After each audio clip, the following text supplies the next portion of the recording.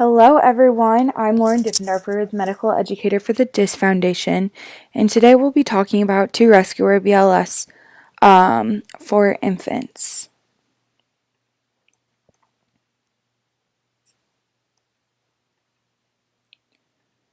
BLS for both children and infants is almost identical. For example, if two rescuers are available to perform CPR, the breath-to-compression ratio changes from 15 to 2 for both children and infants. The ratio is 30 to 2 for all age groups if only one rescuer is present. The following are the main differences between BLS for children and BLS for infants. Check the pulse in the infant using the brachial artery on the inside of the upper arm between the infant's elbow and shoulder. During CPR, use 2 fingers to perform compressions when there's only one rescuer. If there are 2 rescuers, perform compressions using the 2-thumb encircling hand technique.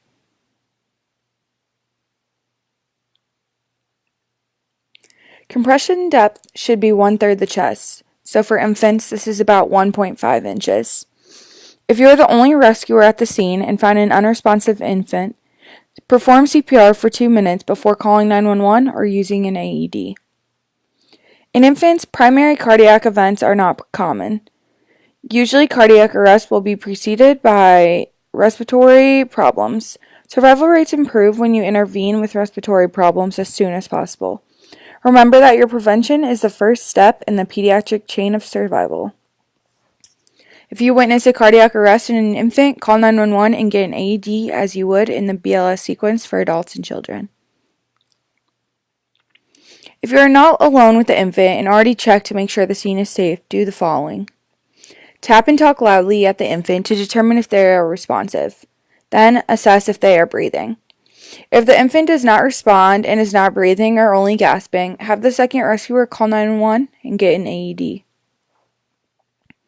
Then feel for the infant's brachial pulse for at least 5 seconds, but no more than 10 seconds. If you cannot feel a pulse or if you're unsure, begin CPR by doing 30 compressions followed by 2 breaths. If you can feel a pulse but the rate is less than 60 beats per minute, begin CPR. This rate is too slow for an infant. When the second rescuer returns, begin CPR by performing 15 compressions by one rescuer using the encircling thumbs technique and 2 breaths by the second rescuer. Do not press on the bottom end of the sternum as this can cause injury to the infant. Compression should be approximately 1.5 inches deep and at a rate of 100 to 120 compressions per minute. Use and follow AED prompts when available while continuing CPR until EMS arrives or until the infant's condition normalizes. Don't forget, we offer online BLS certification on our site. We encourage you to become certified as soon as possible, whether that be on your own time, using an online course, or in a classroom setting. Thank you guys so much for tuning in, and we hope to catch you next time.